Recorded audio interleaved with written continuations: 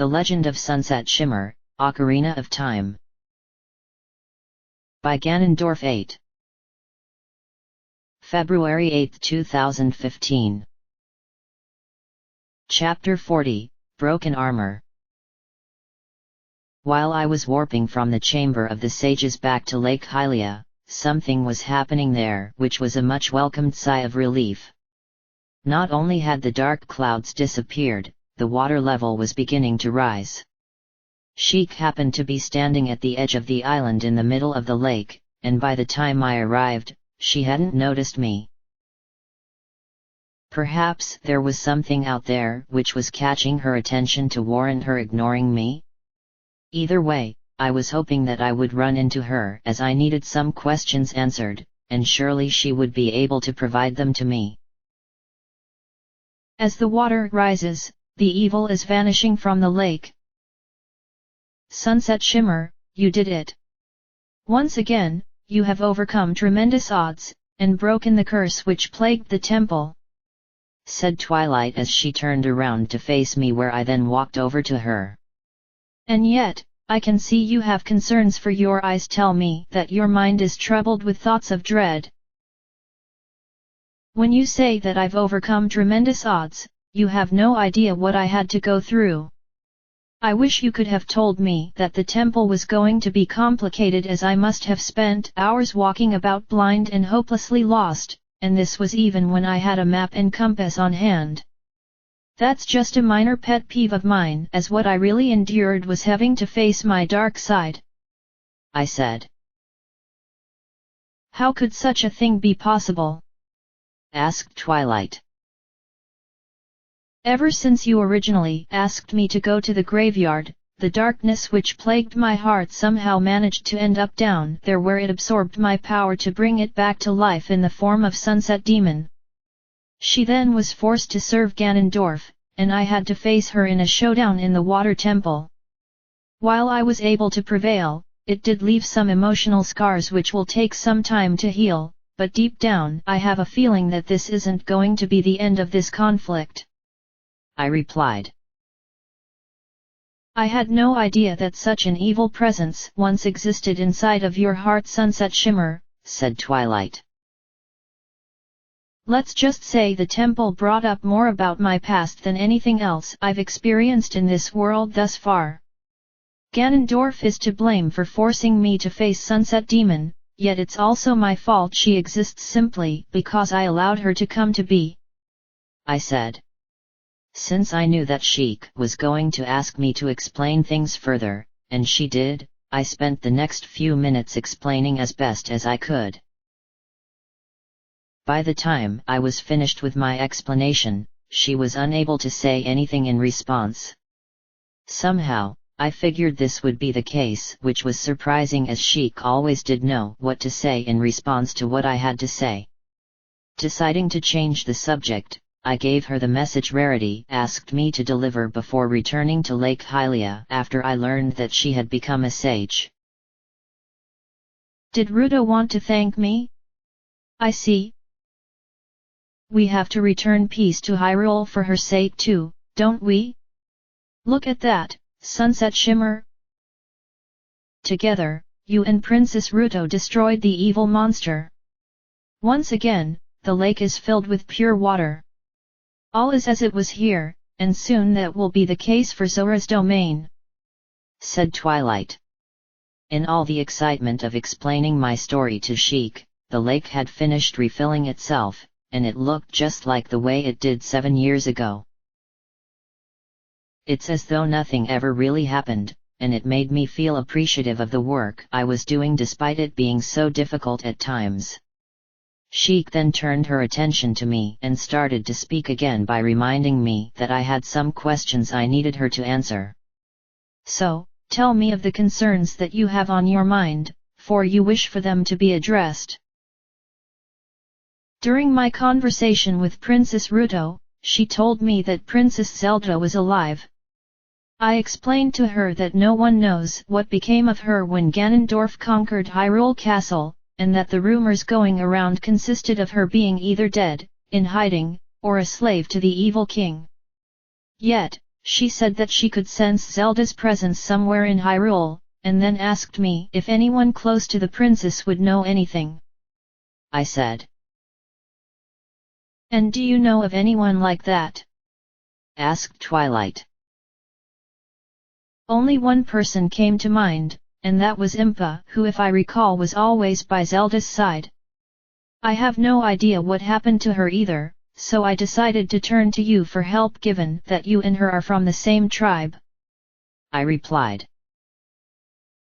Princess Zelda's whereabouts have been a mystery even to me, for Impa never once told me anything about her. Many times have I tried to pry that information from her, and she refuses to convey even a single hint.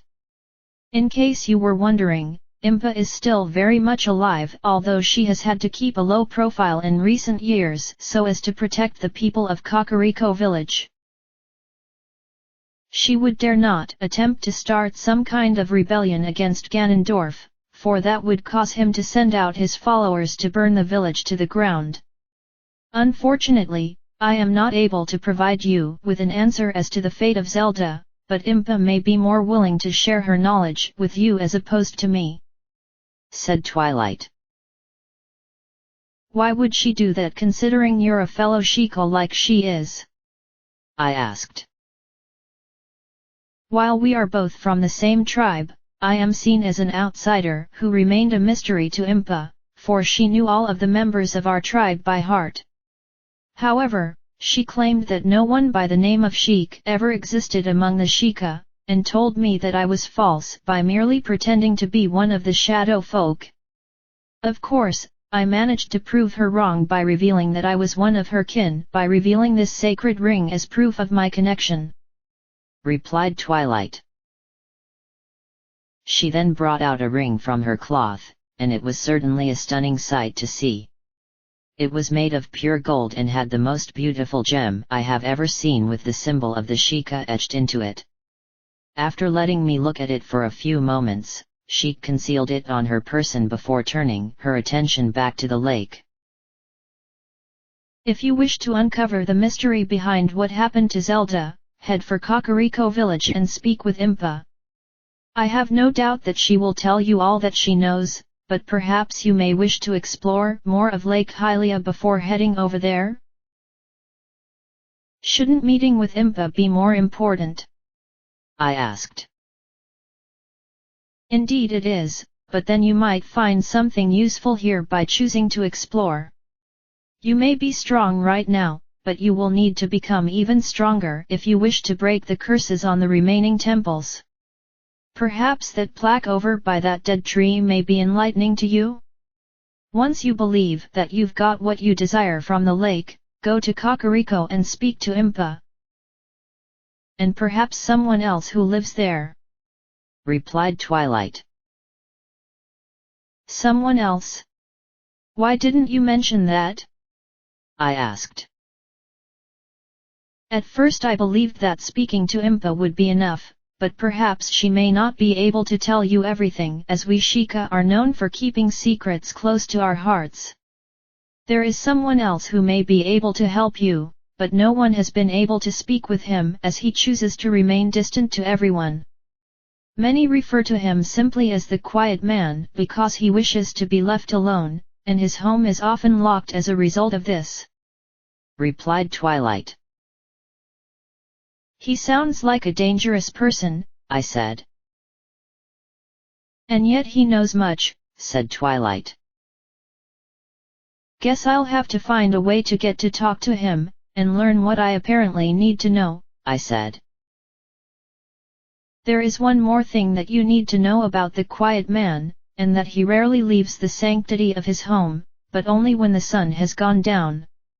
If you wish to speak to him, it must be so at night," said Twilight.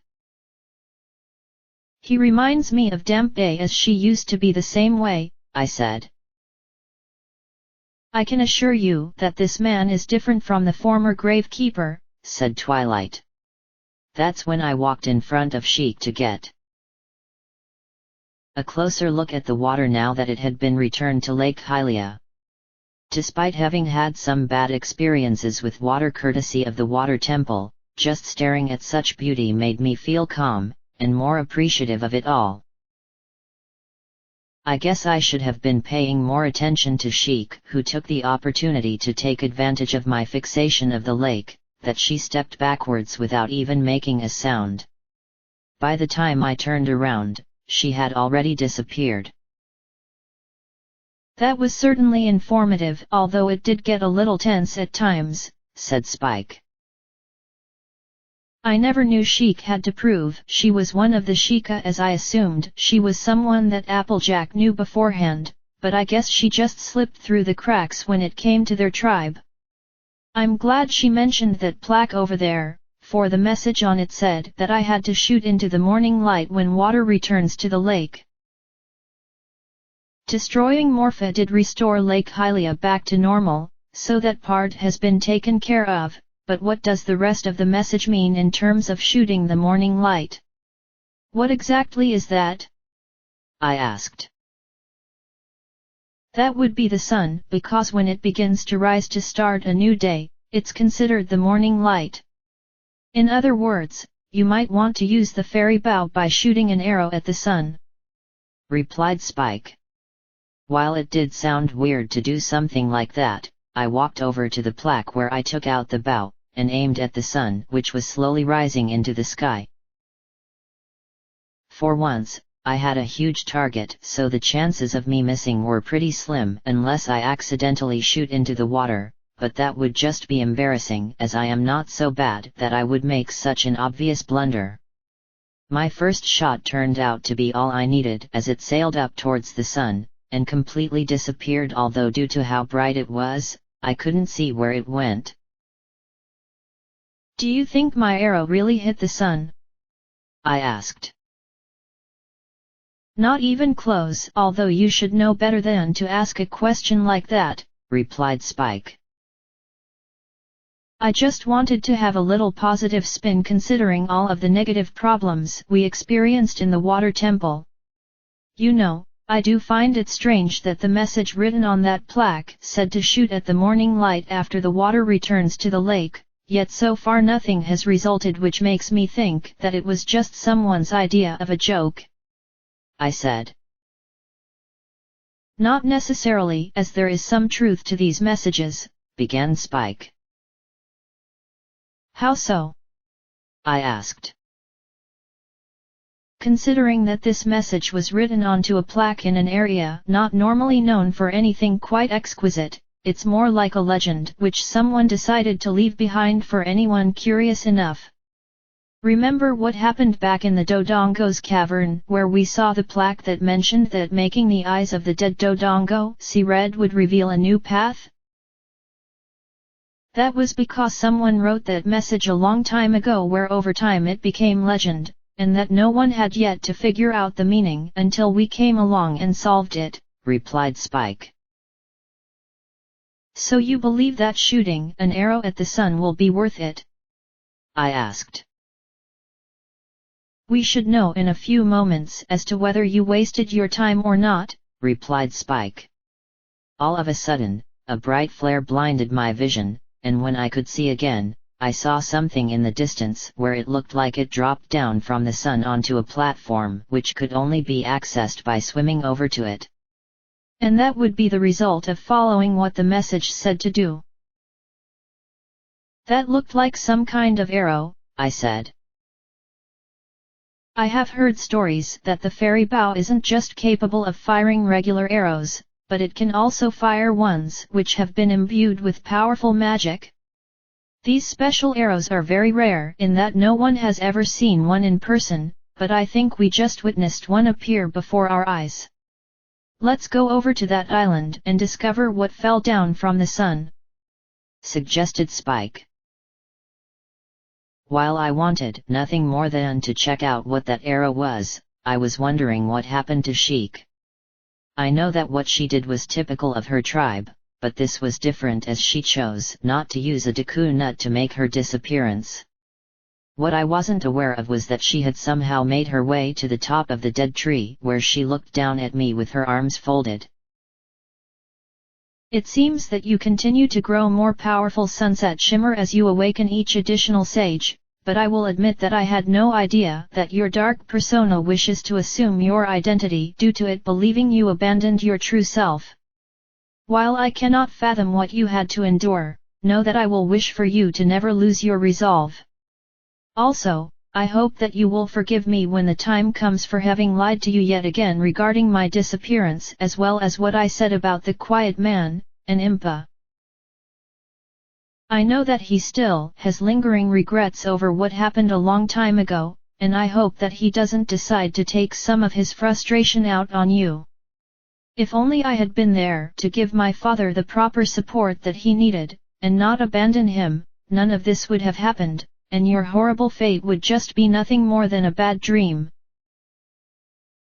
It's time for me to get going as I've stayed here long enough, and maybe Impa will be able to give me some encouragement as I could sure use some of it right now.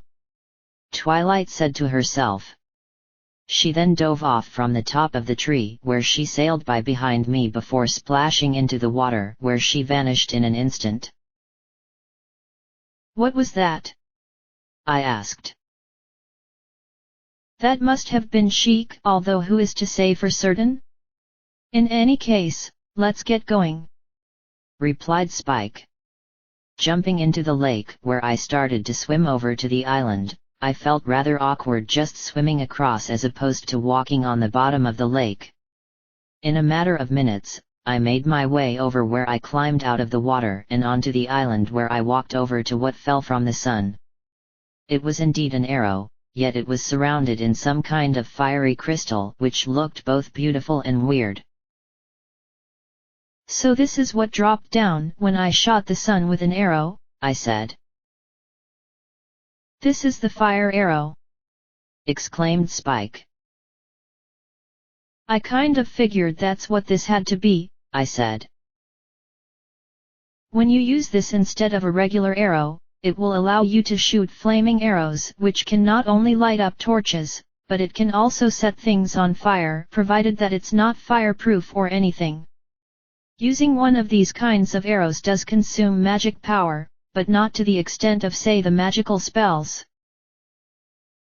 In order for you to use a fire arrow, you need to grab this effigy and place it onto the fairy bow where it will transform your arrows which you can shoot as often as you want until you either run out of magic, or choose to remove the effigy and switch back to regular arrows. If you run out of magic power, the effigy will be useless until you regain some power.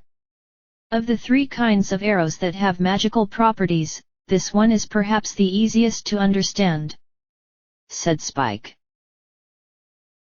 What are the other two? I asked. The first one is the ice arrow whose location is unknown as no one has seen it for centuries, so it could very well no longer exist in Hyrule. The other is the light arrow which exists somewhere, but this knowledge was known only to the royal family for it was one of their closely guarded secrets. Whether you will be able to get your hands on these two magical arrows is uncertain, but I wouldn't worry about that right now, replied Spike.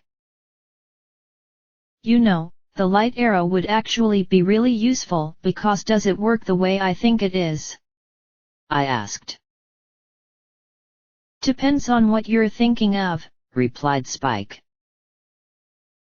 Such a magical arrow would be able to light up even the darkest of rooms in a dungeon, and it would be able to inflict immense damage on creatures whose powers revolve around the darkness. Ganondorf is someone I can imagine such an arrow being effective against. But like you just said, the royal family were the only ones who know the location of the light arrow, and since we have no idea as to whether Zelda is alive or not, we may never know the secret, I said. At least you have the fire arrow now so you can use something different the next time you use the fairy bow, but I suggest that you get better using the weapon as those magical arrows are dangerous if you don't know how to use them properly, said Spike. Before we leave Lake Hylia, I would like to see Daring do one last time not because of that mask she has, but whether she decided to resume her original project due to the water having been restored.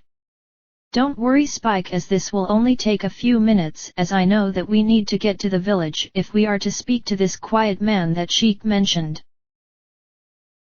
Since he prefers to be active during the night and the day has just started, I suggest we get some sleep somewhere in the field, because we could do with that after what we had to go through just to complete the water temple, I said. Instead of swimming back to the island above the temple and using the bridges to cross back to the mainland, I chose to jump into the water and swim over to the shore north of where I was standing. This shore looked like someone had been farming here by the time I arrived, and seeing it made me immediately think of Applejack, as farming was in her blood. Or, this could be something that Daring Do had been working on in her spare time as a hobby to keep her distracted from her work. I did notice a single scarecrow perched nearby, and at first I believed it to be nothing more than that, but as soon as I started to walk towards Daring Do's place, a voice came out from nowhere which startled me. Hey there, baby! Excuse me! I exclaimed, as that sounded like an insult to my gender, so I turned around to see who just said that, and nobody was there, or anywhere else in the immediate area.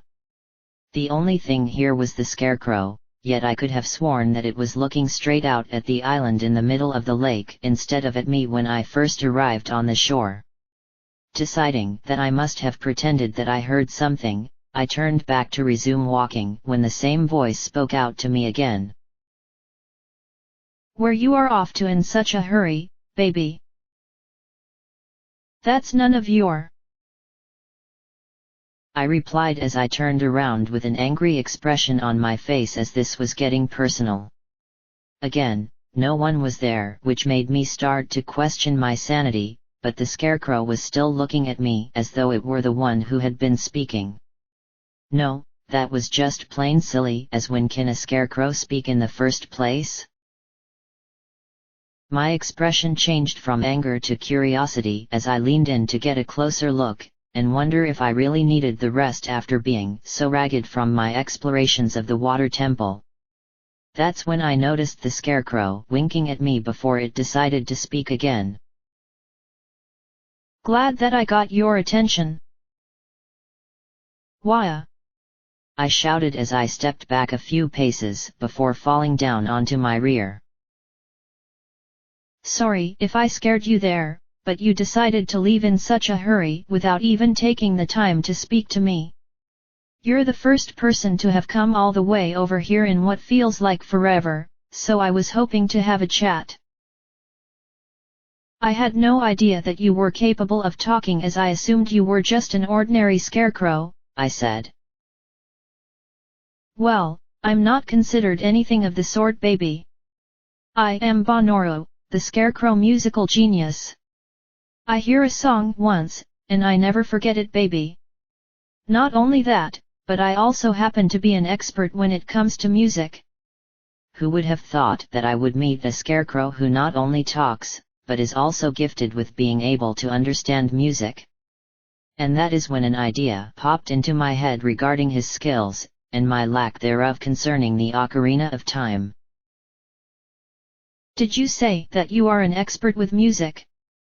I asked.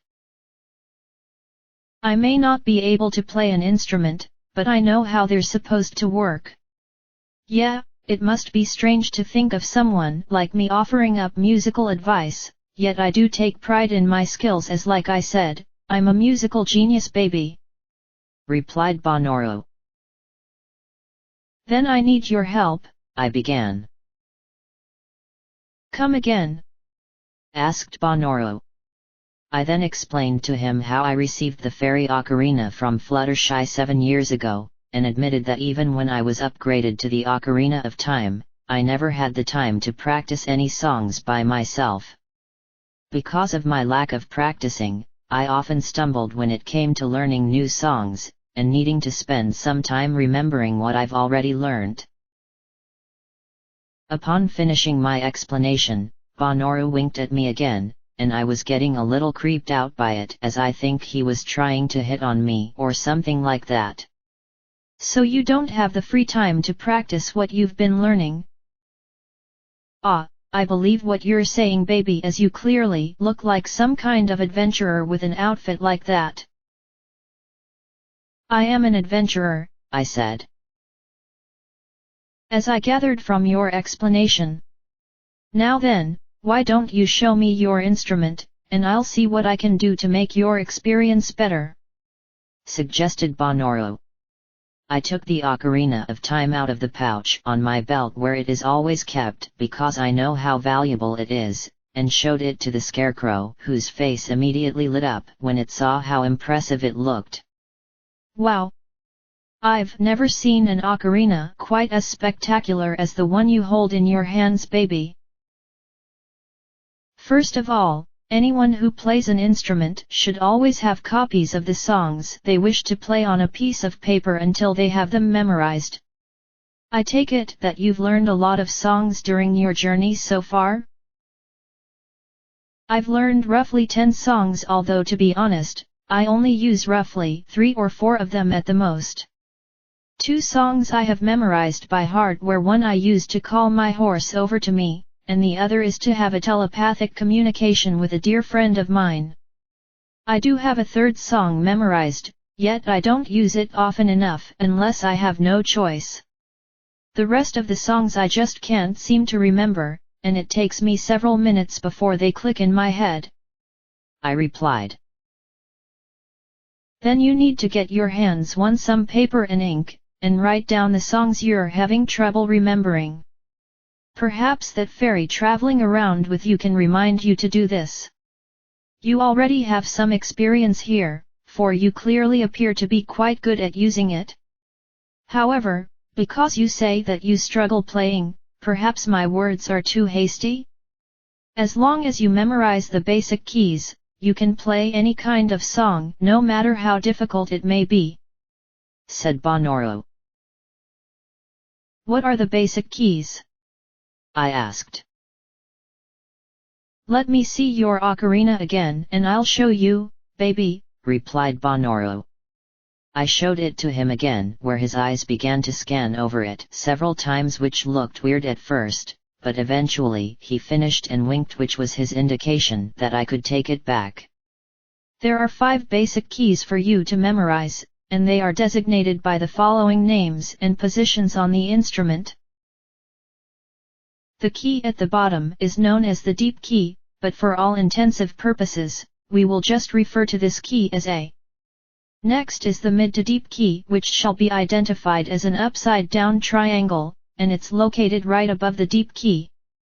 The one on the right is the middle key, so just simply call it middle key, as that's easy enough to not forget. To the left of that is the mid to high key, and it shall be called the mouth key, as it bears a resemblance to one of those. Finally, the last one is the high key, and it shall be the top key to you, because it's on the top of your ocarina, and it's indicated as such with an arrow pointing to it, replied Bonoro. None of that made any sense, I said. I'm sure your fairy partner will keep it to memory, but know that those nicknames are just my suggestions. If you have your own names to call them, then use those if you feel your own creativity will help you remember. So to recap, baby, deep key, mid to deep key, middle key, mid to high key, and high key in that order from the bottom of the ocarina to the highest, said Bonoro. I just want to have an understanding of what you just said, I said. It will take time for you to memorize all of these things, baby, but you will get the hang of it if you follow my advice. That's pretty much all I have to teach you, so the rest falls onto you to figure out. Good luck with your ocarina playing, as you have the potential to become one of the greatest performers to ever use such an instrument, baby, said Bonoro. He then turned back to facing Lake Hylia again, which was the indication that he was finished with me, so I gave him my thanks, where he responded by winking his eye, and I immediately turned around and headed straight for the house. While his advice was useful and confusing, that Scarecrow knew what he was talking about, and I hope that Spike will be able to remember what he said, as I sure won't. As soon as I got within range of the house, I noticed Daring Do was sitting outside near the water with her equipment, which meant she was focusing on her original project and not the one involving that mask. I could have chosen to just simply move on, but I wanted to speak to her for a moment. When I got within range of her location, she turned to face me, and had a smile on her face. I had a feeling that you were responsible for bringing the water back to Lake Hylia, smiled Daring Do. It took me a while to accomplish the task, but it does look like things are getting back to normal around here, I said. Now that the water has been restored as well as those dark clouds disappearing above the water temple, I can finally resume my original project of analyzing the properties of the lake for medicinal purposes. Granted, this isn't going to be my main focus because I've been working on this for years, so instead it will be a minor project while the study of that mask will take full precedence, said Daring Do. Are you sure you want to study something that has an evil power emanating from it? I asked. That's what I want to figure out because I think it's possible that the magic locked within that mask could be beneficial for science, and also for magic users because they always seem to want to expand on their craft. I think I'll make this project a private affair as I wouldn't want to alert Ganondorf as he may send his followers down here to take it from me. My Lake Hylia project on the other hand is public knowledge, and I know for certain the evil king wouldn't care less about it as it doesn't help him in any way to further his own drive for power. I'm actually glad that new water was restored to the lake instead of what was there before, for the properties that I've been analyzing are unlike anything I've ever seen before, replied Daring Do. I take it that you'll be able to figure out what it all means? I asked. Oh, I already did that years ago, replied Daring Do. Then why are you still going at it? I asked. What I figured out with the water wasn't leading down a path of something spectacular, but it did give me enough information to produce a product. Unfortunately, I am needing a specific ingredient which when combined with what my research has revealed will create what I am envisioning in my mind, replied Daring Do.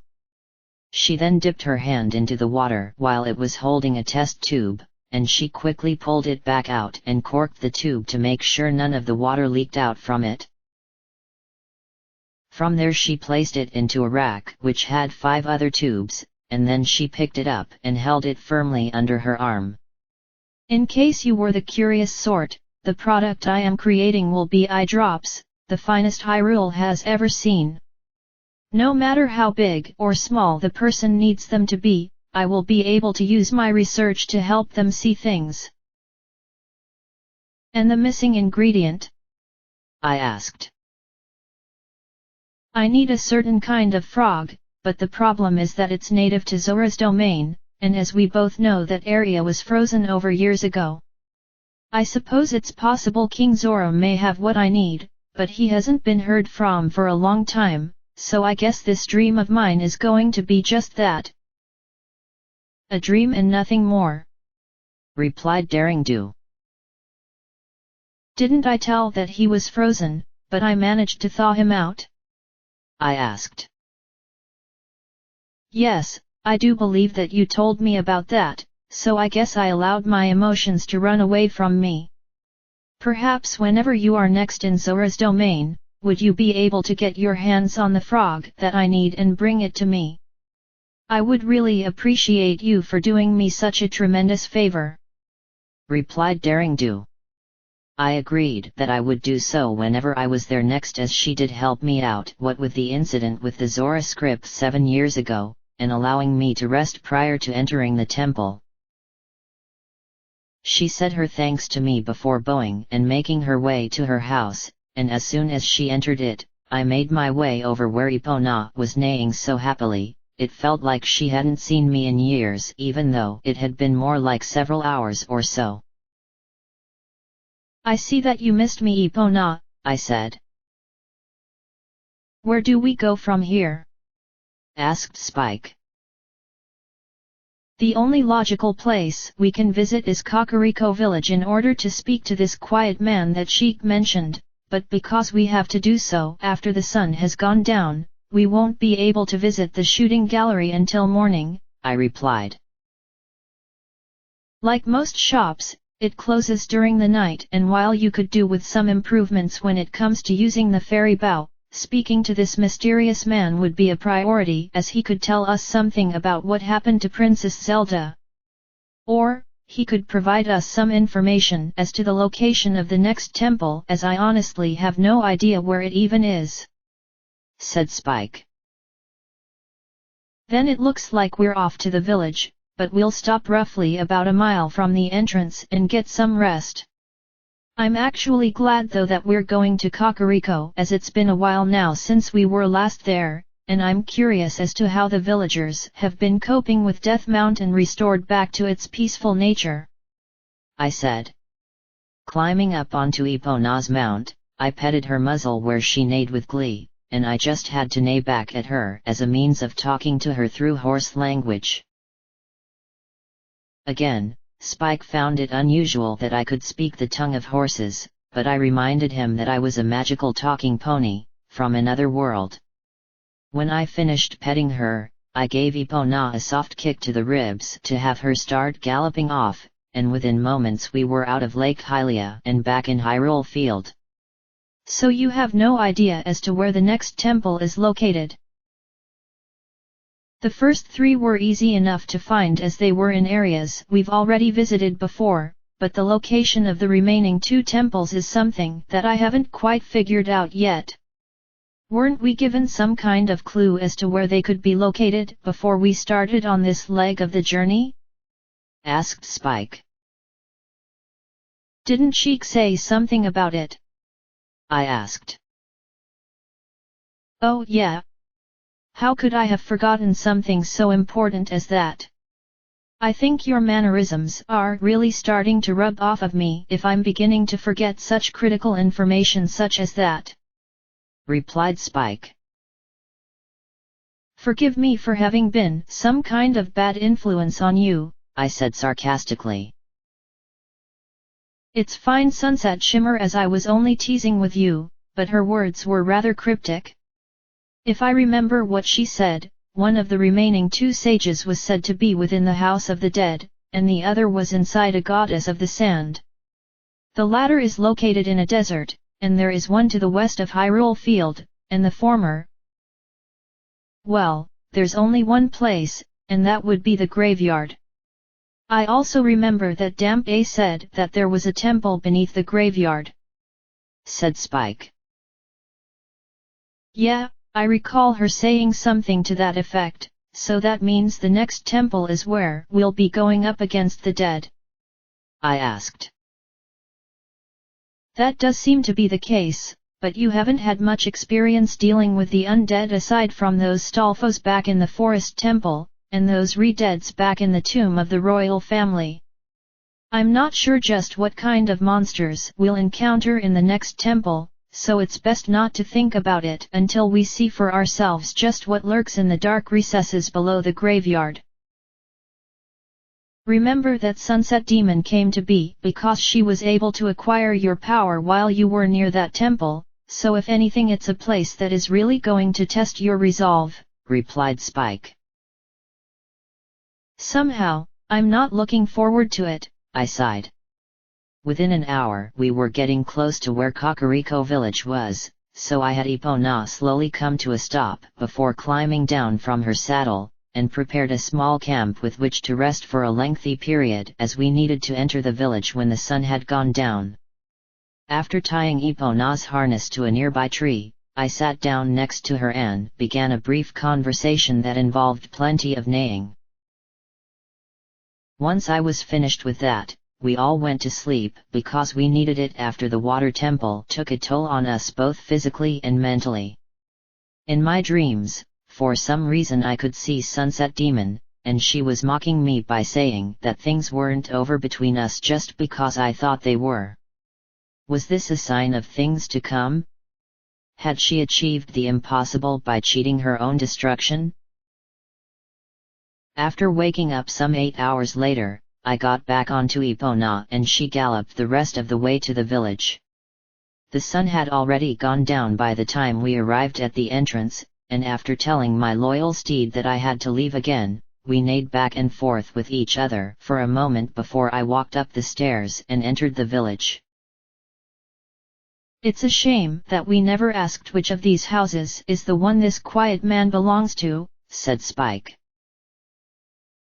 Unless he happens to be out here right now, we may have to knock on each door until we find the right house, but I'd rather not resort to such methods as that would give us rude responses. Still, this place is much different at night as everything is just so quiet and peaceful.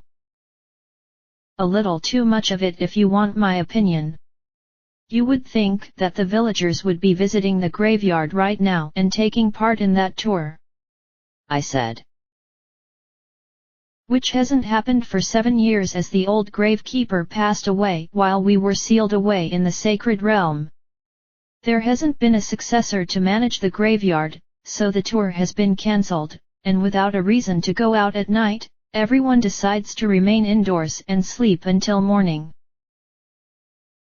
It was like that when we came here previously to claim the hook shot, and the only one who was walking around outside was that woman who breeds cuckoos. Since the evil that corrupted Death Mountain has been resolved, there is no need for anyone to be patrolling the village at night, said Spike. So that means we're pretty much all alone?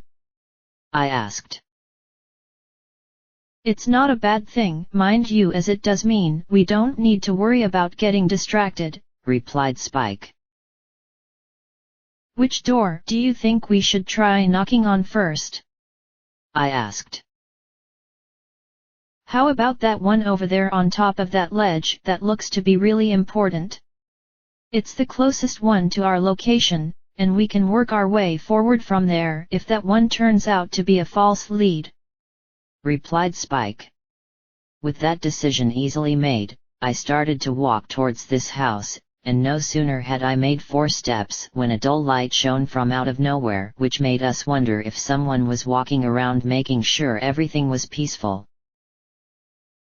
Spike reassured me that no one would consider coming out here at night given that there have been no monster attacks and or sightings since Death Mountain erupted several days ago. It makes no sense seeing someone out here where there is no need to have any kind of security. Then how do you explain that faint light we're seeing? I asked. Do you suppose it could be the quiet man? Asked Spike. Maybe, so why don't we walk in the direction of the light and see who happens to be on the other end, I replied. Knowing that we needed to be quiet so as to not wake any of the villagers, or alert the quiet man to our presence, I slowly tiptoed across the village in the direction the light was coming from. When I reached the steps that lead up towards the gate which leads to Death Mountain, I poked my head up from below so as to not be seen, and sure enough there was a cloaked man holding a lantern in his hand. He appeared to be having trouble walking as he had some kind of limp in addition to a walking stick, so I opted to remain where I was and see what he was capable of doing. After watching him for about 10 minutes, it became obvious that this man was indeed what Sheik described him as being. He's just been wandering around that clearing doing absolutely nothing, whispered Spike. Maybe there's more to this than what we're seeing as it is pretty dark out here, and he could simply be wandering about thinking to himself. Still, I must agree that it does look like he's doing nothing, I whispered. Now I understand what Sheik meant when she said that this guy prefers to keep to himself, whispered Spike. In a way he behaves a lot like Zecora did, as she preferred a life of solitude, but that's because she believed that the rest of the villagers were afraid of her because of how she behaved compared to them. You know when I said that it's never fun to live alone because of what it can do to you? This is the result of that right there in front of you, I whispered. He must feel pretty sad to want to live out such a solo existence without the comfort of other people surrounding him, but some people are known to be that way. Anyway, do you think he's aware that we've been watching him? Asked Spike.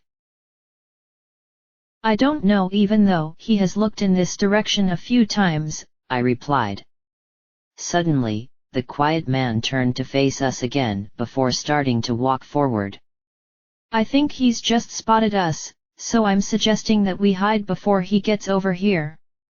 You'd think that I would remember the fact he was walking around with a limp would have registered in my mind, but I completely blocked it out as I was more concerned with wanting to find a good hiding place.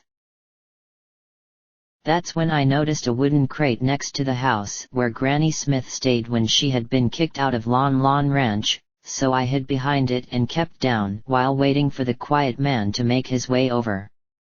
I had to wait for about 15 minutes before he showed up, and continued walking along at his own pace before turning left and towards a door which had been built into the nearby wall.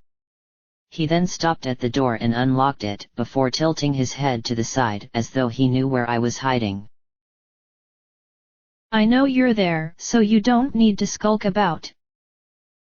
Still, you must be desperate to speak to someone like me if you're willing to prance about like that. Normally, I would never allow anyone to speak to me because of wanting to be left alone, but I'll grant you the privilege of coming into my home. I hope you'll be worth my time. The man then opened the door to his home and beckoned me to come inside, so I did just that after he entered, and I was surprised to find that it was completely dark. It was as though the very light itself had been suffocated and darkness covered everything, but there was a small candle on one side of the room which was the only source of light to be had. That's when I noticed the quiet man having sat down in a chair and beckoned me to come on over and sit down on the chair opposite his own. What do you make of this, Spike? I asked. It feels like he was waiting for us to show up as though he had been told about it, but how is that possible considering that he is someone who doesn't like to talk to anyone and instead wishes to be left alone? Asked Spike. I agree that there's something odd about this, but let's keep that to ourselves for the time being in case we offend him. I was actually hoping we would run into Applejack before this guy, but it looks like he is going to be the one we talk to about the princess. He might even be able to give us some information about the temple as surely he's lived here long enough to know something. I replied. The man repeated his beckoning of me to come over and sit down, so I slowly walked over to him and sat down where I looked around the room with what little light there was to begin with. I had a suspicion that he didn't have much to call his own, and that appeared to be the case as all I could see was a table in one corner, a bed in another, these two chairs, the candle, and something else in the deepest, darkest corner which was too hard to make out what it was. Okay, you've been permitted to enter my sanctuary, which is something I have never done before, so you'd better give me a good reason as to why you feel the need to be here bothering me. I came here because I was told that you would be able to help me, I said. Depends on what kind of help you need. I was told by my friend who is of the Sheikah tribe that you would be able to help me to find someone, I said. I know of this Sheikah as she's been coming here for years helping out people in need. While she has done her best to help out the villagers in these dark times, her efforts are in vain so long as Ganondorf remains on the throne. The leader of their tribe used to be here, but she disappeared recently without a trace. Do you know what happened to her? I asked. No one here does. So if you were hoping to talk to her then you're plain out of luck. Now then, you said that she believes that I can help you find someone you're looking for? The fact that you can't seem to find this person shows me that you lack any kind of common sense, but humor me anyway by telling me the name of the one you seek, and I'll see if I can give you an answer."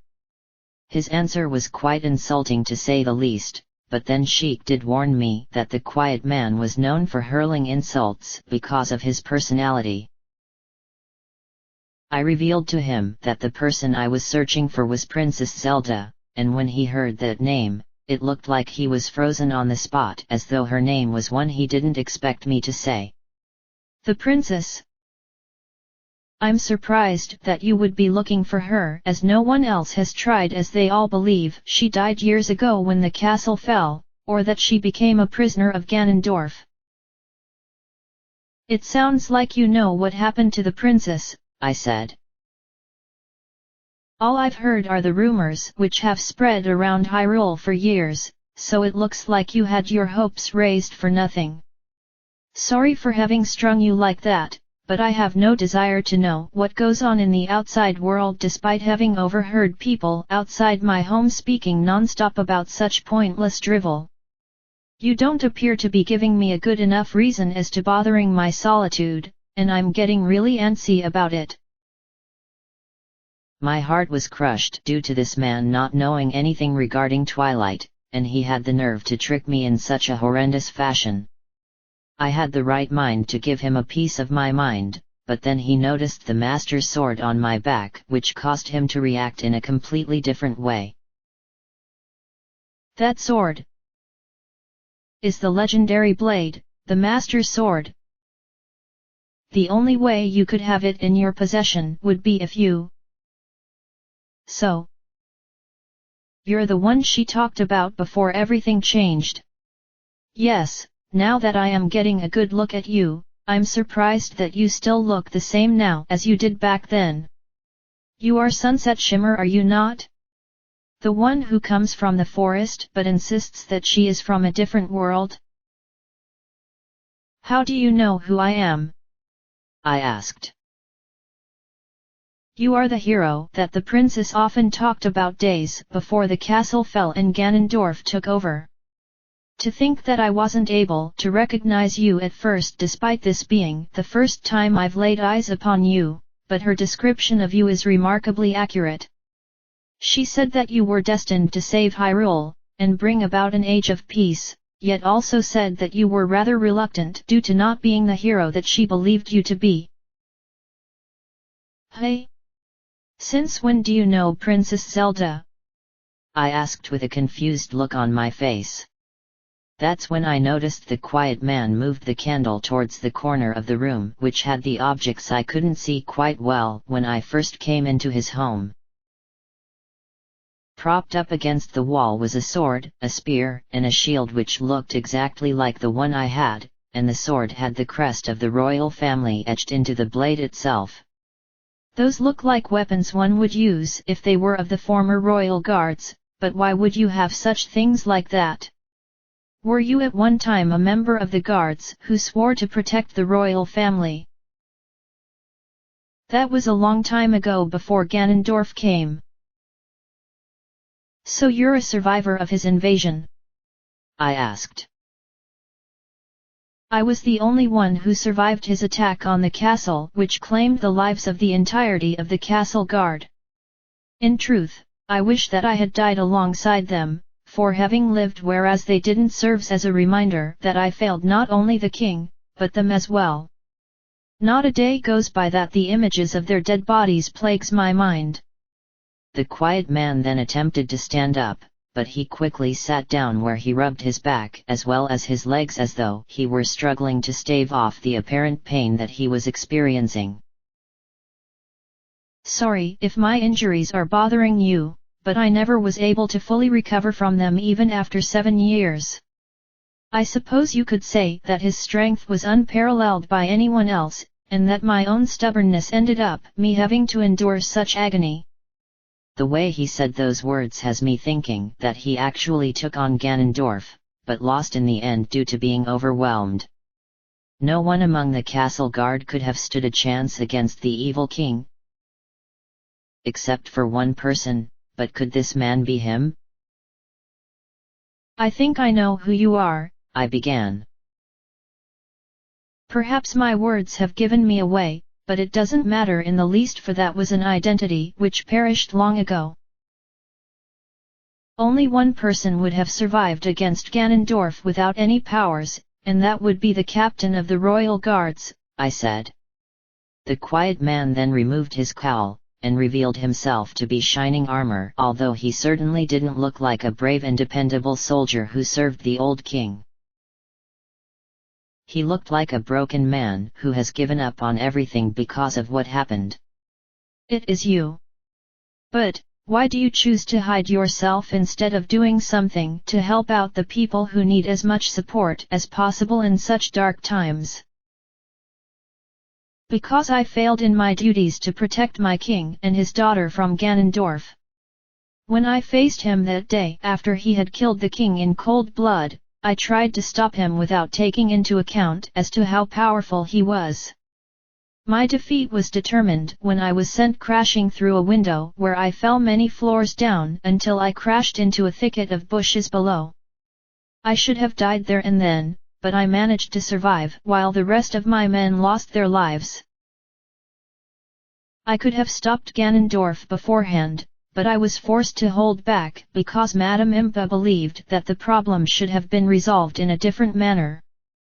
Her method wasn't going to work against him, and she knew that my way was the ideal choice, yet she didn't want me to go and get myself killed. Now that I look back on things, I know now that she had been right all along, and my pride blinded me to the truth," replied Shining Armour. "What happened to Zelda?" I asked. About several days after Ganondorf had conquered Hyrule Castle, the princess in secret returned to the grounds where she discovered me struggling to walk, for the wounds I suffered at the hands of the evil king prevent me from running. She was able to whisk me to safety somewhere in Kakariko village where she and Madame Impa were planning a rebellion to retake control of the castle. Her Highness knew such a task would be in vain given Ganondorf wielded the Triforce, but she was determined to do what was necessary. Not only that, but she also was wondering why you were taken away like you were when you claimed the Master's sword. She asked if I wanted to lead the eventual army that she planned to raise, but I flat out refused her by saying what I have told you regarding my fate," replied Shining Armour. "You chose to abandon her in her time of need? Why would you ever consider doing something so idiotic?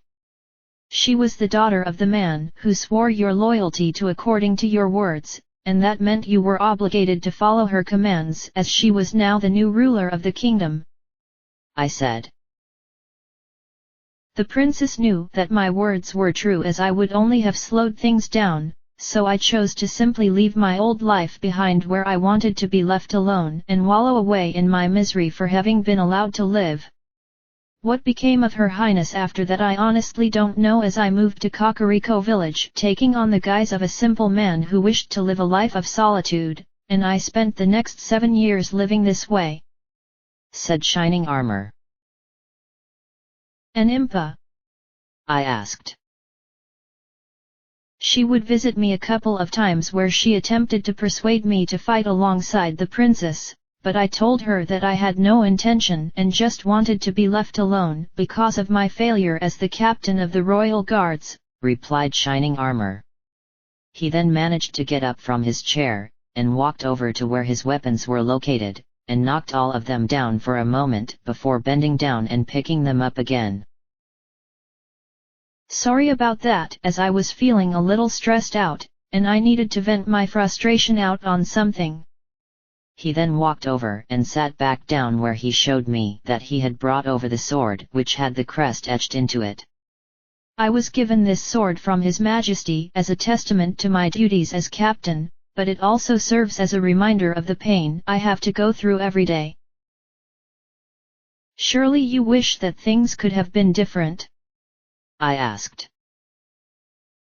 "Without a doubt, but we both know that it's impossible to turn back time and change things," replied Shining Armour. "I know what it's like to live a lonely existence, as I've been down the path you currently tread, and believe me when I say that being alone is just no way to go about your life. While your anguish is something I can never hope to understand due to not witnessing what you experienced back then, do know that if you continue down the path you've chosen to dedicate the rest of your life to fulfilling, the end is going to be nothing more than pure misery for you. It will take you a long time to veer away from your current course, as this is something which has been rooted into your subconscious for years, but only if you decide to make the necessary change. If you prefer to want to live alone, then that is your choice, and I won't tell you otherwise, as that's not my place," I said. "If you want to know what has become of Madame Impa, she was living here in Kakariko village after the castle fell, and spent the past 7 years living in the shadows due to not wanting the villagers to suffer the fury of Ganondorf. Before she went into hiding, however, she was able to cast a powerful sealing spell on the well which resides in the heart of the village. A powerful shadow creature once held sway over Kakariko, but it was sealed away by Madame Impa, yet that was years ago, and who knows how much longer the seal is going to last. She left the village about a month ago in order to find a means of making the seal stronger, but she has never returned, which has others talking about the possibility that she may be in some kind of trouble," said Shining Armour. "Do you know where she may have gone?" I asked. "The only place that would make the most sense would be the temple, but that's just my guess on where she could be. There. I have given you the answers that you were seeking, so now I would like to be left alone if you don't mind. While I do appreciate the pep talk that you decided to give to me, it's much too late for me to change my ways," replied Shining Armour. All of a sudden a bright light started to shine on the other side of the door to his house, and the temperature began to get warmer. Soon, smoke started to willow in from under the door, and it was getting difficult to breathe. What in the world was going on outside that was making this happen? I got up and made my way over to the door, where I opened it, and I was staring at a horrific sight which made me drop to my knees in utter shock. Kakariko village was on fire. To be continued. Chapter 41, The Burning Village.